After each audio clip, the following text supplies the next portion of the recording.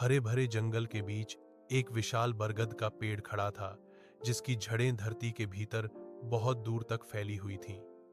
उन्हीं जड़ों के नीचे मिट्टी के भीतर चींटियों का एक विशाल संसार बसता था। बाहर से देखने वाले को यह बस मिट्टी का ढेर लगता, लेकिन भीतर एक अनुशासित नगर था, जहां हजारों नहीं बल्कि लाखों चींटियां रहती थीं। हर चींटी का एक काम था। कोई दाना खोजने जाती, कोई रास्तों की निगरानी करती, कोई बच्चों और अंडों की देखभाल करती और कोई मिट्टी की दीवारों को मजबूत करती थी। वहां कोई राजा महल नहीं था, लेकिन एक रानी थी जो पूरे नगर का संतुलन संभालती थी। इस नगर की सबसे खास बात यह थी कि यहां कोई खुद को छोटा नहीं समझता था। हर चींटी जानती थी कि उसका एक छोटा सा प्रयास पूरे नगर को बचा सकता है। बचपन से ही हर चींटी को यही सिखाया जाता था, अकेले का जीवन कुछ नहीं, लेकिन मिलकर चलने वाला हर कदम इतिहास बनाता है। हर सुबह सूरज की पहली किरण जैसे ही बरगद के पत्तों से छनकर नीचे आती, पूरे चींटी नगर में हलचल शुरू हो जाती।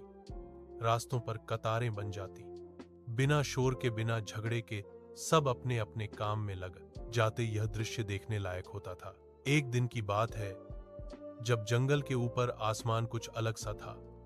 हवा में अजीब सी गंध थी, मिट्टी नम थी और पक्षी असामान्य रूप से शांत थे। खोजी चींटियां जब बाहर निकली तो उन्होंने देखा कि दूर खेतों की ओर से पानी बह रहा है, लेकिन यह साधारण पानी नहीं था। उसमें तीखी बदबू थी और जहां से वह गुजर रहा था, वहां की घास पीली पड़ रही थी। खोजी चींटियों को देर नहीं लगी समझने में कि यह खतरा है। वे तुरंत वापस नगर लौटी और सूचना दी। धीरे धीरे यह खबर पूरे नगर में फैल गई कि जहरीला पानी जंगल की ओर बढ़ रहा है। अगर वह बरगद की जड़ों तक पहुंच गया तो पूरा चींटी नगर नष्ट हो सकता है। रानी ने तुरंत सभा बुलाने का आदेश दिया। कुछ ही समय में लाखों चींटियां मुख्य सुरंग में इकट्ठी हो गईं।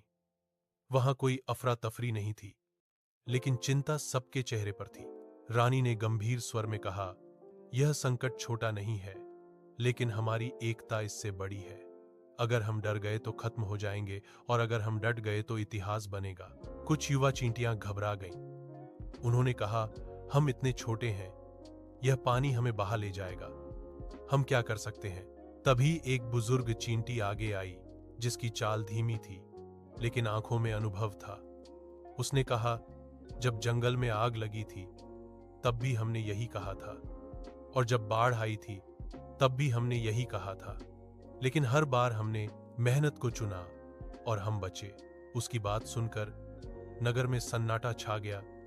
सभी को पिछली मुश्किलें याद आ गईं। रानी ने तुरंत काम बांटना शुरू किया। किसी को मिट्टी इकट्ठा करने का आदेश मिला, किसी को पत्ते लाने का, किसी को बच्चों को सुरक्षित स्थान पर ले जाने का, और किसी को रास्तों को ऊंचा करने का। काम शुरू हो गया। दिन रात का फर्क मिट गया। चींटियां बिना रुके, बिना थके काम करने लगीं। जो गिरती वह उठती, जो थकती उसकी जगह दूसरी आ जाती। जैसे जैसे जहरीला पानी नजदीक आता जा रहा था, वैसे वैसे चींटी सेना की गति तेज होती जा रही थी। बाहर बड़े जानवर डर के मारे जंगल छोड़ रहे थे। हिरण, खरगोश और यहां तक कि जंगली सूअर भी सुरक्षित जगह ढूंढ रहे थे, लेकिन चींटी सेना अपने घर को छोड़ने को तैयार नहीं थी। एक बहुत छोटी चींटी थी, जिसका नाम किसी को नहीं पता था। वह बार बार मिट्टी का छोटा सा कण उठाकर ला रही थी। उसके पैर कांपते थे, लेकिन हौसला मजबूत था। किसी ने उससे कहा, तुम इतनी छोटी हो, तुम्हारे करने से क्या होगा? उसने जवाब दिया, अगर हर कोई यही सोच ले तो कुछ भी नहीं बचेगा। उसके शब्द सुनकर पास की चींटियों में नई ऊर्जा भर गई। धीरे धीरे मिट्टी की दीवार ऊंची होने लगी। पत्तों से पानी का रास्ता मोड़ा जाने लगा। सुरंगें मजबूत की जाने लगी, लेकिन खतरा अभी टला नहीं था। एक रात अचानक तेज बारिश हुई। पानी का दबाव बढ़ गया। दीवारें हिलने लगीं। कई चींटियां बह गईं, लेकिन किसी ने काम नहीं रोका। उस रात रानी खुद बाहर आ गई और सबसे आगे खड़ी हो गई। यह देखकर पूरी चींटी सेना में जोश भर गया। सुबह तक कई चींटियां घायल थीं, कई वापस नहीं लौटी, लेकिन दीवार खड़ी रही। पानी रुक गया और जहरीला बहाव दूसरी दिशा में मुड़ गया। सूरज निकला तो चींटी नगर में सन्नाटा था। फिर धीरे धीरे खुशी की लहर दौड़ गई। नगर बच गया था। रानी ने सबको संबोधित किया और कहा, आज हमने सिर्फ अपना घर नहीं बचाया, हमने यह साबित किया कि ताकत शरीर में नहीं सोच में होती है। जंगल के अन्य जानवर यह सब देख चुके थे। शेर ने कहा, हम बड़े हैं लेकिन बिखरे हुए हैं और ये छोटे होकर भी अडिग हैं। उस दिन से जंगल में चींटी सेना की मिसाल दी जाने लगी। लेकिन यह कहानी यहीं खत्म नहीं होती, क्योंकि असली परीक्षा अभी बाकी थी और चींटी सेना को आगे और भी बड़े संघर्ष का सामना करना था। ठीक है गगन जी, अब कहानी को और भी बड़े खतरे की ओर ले जा रहा हूं। बहाव लगातार रहेगा बिना भाग नाम के। कहानी धीरे धीरे बहुत विशाल रूप लेगी।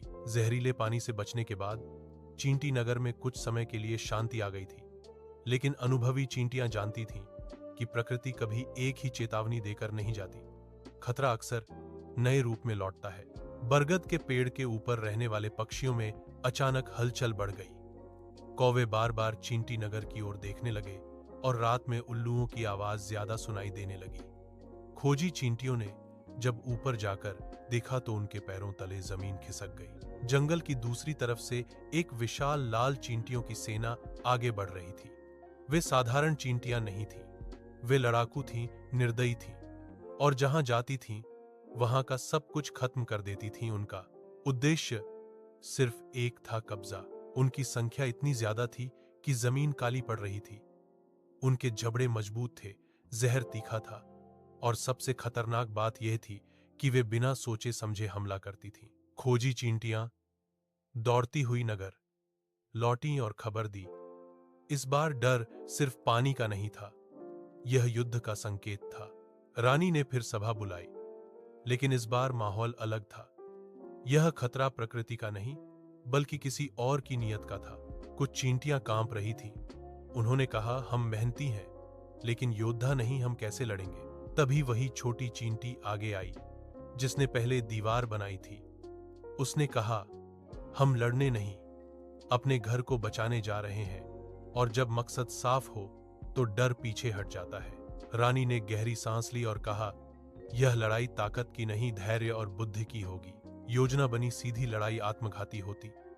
इसीलिए चींटी सेना ने जंगल को ही हथियार बनाने का फैसला किया।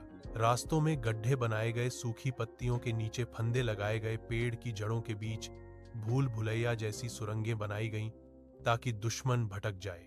लाल चींटियों की सेना जब पहुंची तो उन्हें लगा यह आसान शिकार है।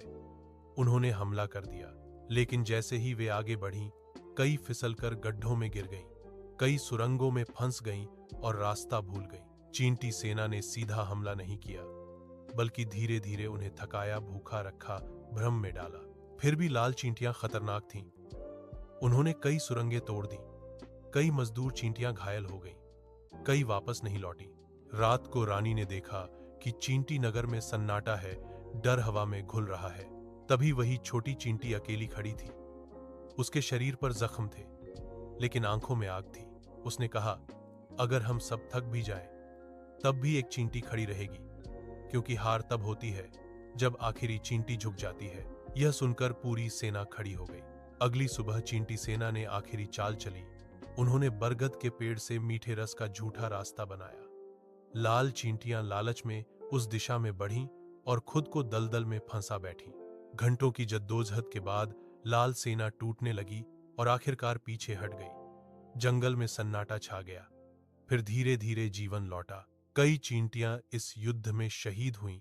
उनके नाम कोई नहीं जानता, लेकिन उनका बलिदान मिट्टी में अमर हो गया।